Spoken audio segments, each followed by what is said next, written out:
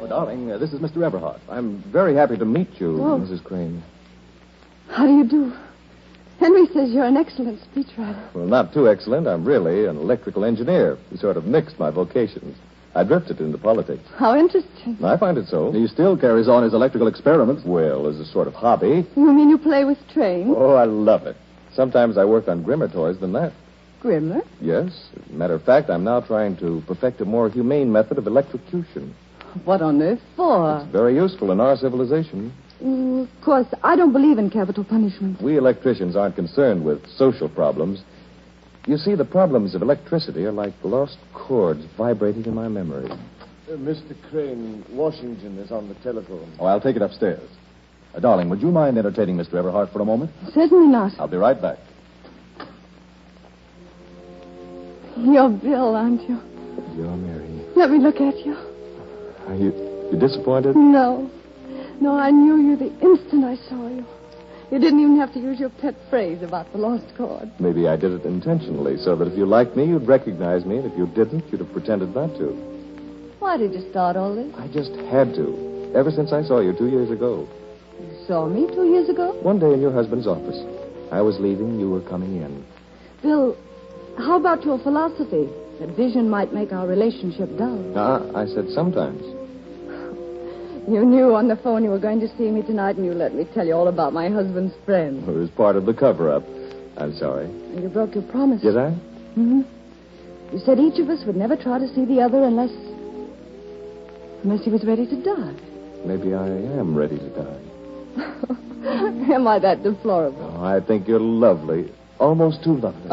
I see you two have been getting on. Oh, yes, quite well. Say, Bill, as long as you're fooling around with inventions, why not try something that transfers telephone voices into images?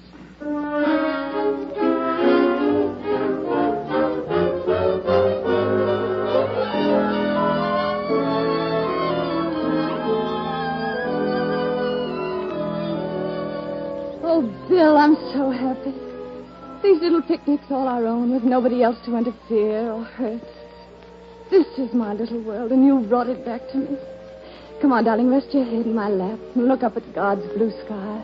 You know, Mary, I ran across something the other day by Walter Scott that he might have written just for us. What was it? It goes something like this. Not one in 20 marries the first love. We build statues of snow and weep to see them melt. If you look across toward that mountain over there, you'll see lots of statues of snow. Oh, they're beautiful. They'll melt soon, Oh, too. Bill, I love you so desperately. They'll melt soon. Why? The sun's shining on them. They can't last very long when summer comes on. Dearest, what's the matter with you today? You're so strange. Oh, Mary, I love you so desperately. I really didn't mean to complicate your life. Complicated. Oh, I've only begun to know what life could be like. Mary, I can't find your world for you. But you have. There's something in the past. Something you must know. But, Bill, no matter what, the past can't touch us. It can, Mary. Oh, no, Something in the past. You're married? No. Have you ever been married? No, it happened... Bill, wait a minute, let me guess. You escaped from prison? No. Well, then, if you aren't married and didn't escape from prison, nothing in the world can tear us apart. Mary, once I killed a man. I killed a man. And ran away? Yes, from everything but myself. I haven't slept for years. I asked myself, how can I live without sleep, without peace? I'll bring you peace, Bill.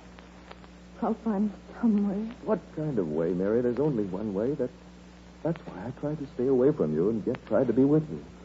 So I thought of a way whereby I could see you through your husband and at night go back to the telephone and talk to you there. Mary, I told you that when I revealed myself to you, I'd be ready to die. That's why, subconsciously, I was working on a more humane method of electrocution. I knew that one day I'd be a victim of it myself. The snow's coming down the mountain up there. See it? I see. And all those lovely statues are melting into the valley.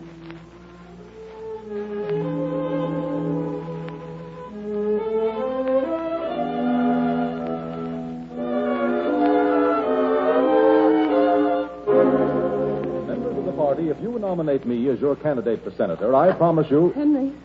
Oh, good evening, Mary. I was just rehearsing my speech for tonight. Henry, I want to speak to you. What do you want? I'm going away. Little vacation? No, forever, Henry. I've found what I wanted. Bill? Yes, Bill. You'll never go away with Bill, Mary. Why do you say that? You and Bill are impossible for each other. He's not really a free man. You mean Bill is wanted for murder? Bill told you? Yes, Bill told me. He told me that you knew, that you were there. And that ever since you've held it over his head.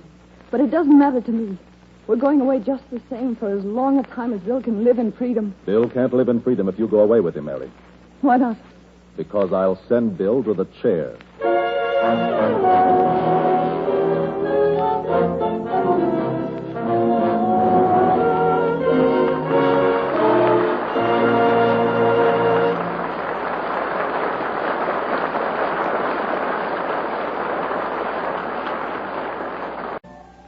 With Henry threatening to expose Bill's crime if she should decide to go away with him, Mary Crane has come face to face with the greatest crisis in her life.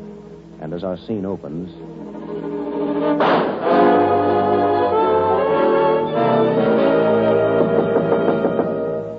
Mary, open the door. Who is it? It's Bill. Coming up the stairs, I heard some screaming. A shot. Bill. Bill. He's dead. How, Mary? Oh, we were alone. I told him I was leaving. He said he wouldn't let me. I told him he'd have to let me. That nothing in the world was going to stop me. That you were the only thing in the world I ever wanted, and that he was standing in my way. Then he said I was standing in his way. That all he wanted out of life was a political career. With a divorce, he couldn't have it.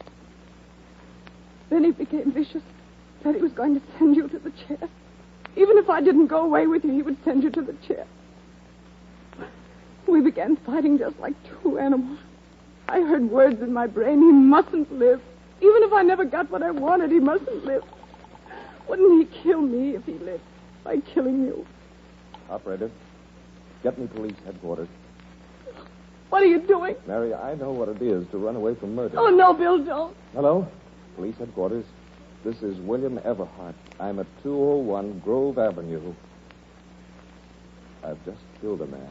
Oh, dear God.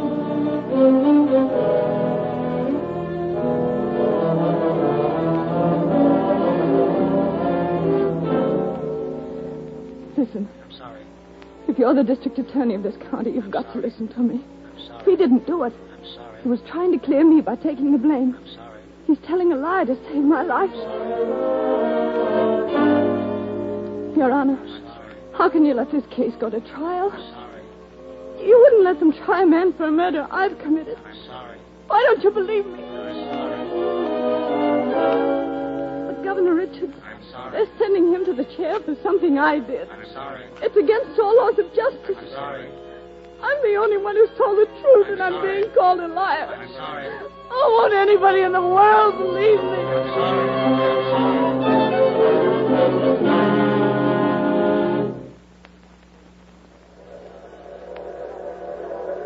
There it is, Father. I tried telling the judge, the district attorney, and the governor. None of them would believe me. You believe me, don't you, Father? I believe you, Mary. How can I save him? You must make him talk. Brickville, last stop, Brickville, all out for Brickville.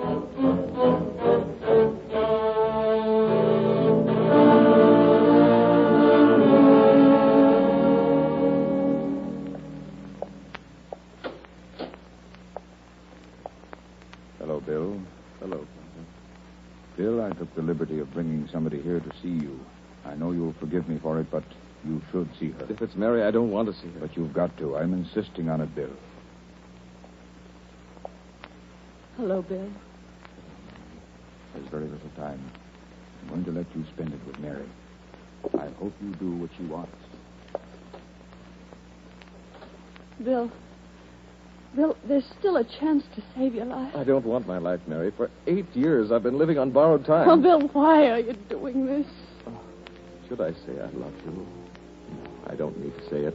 You know I love you. Should I say you're part of me? You know you're part of me. Instead, I should say that there's a sort of arithmetic to life. And when the collector comes around and adds up your good and your bad columns, you've got to pay up. You sound as if you want to die.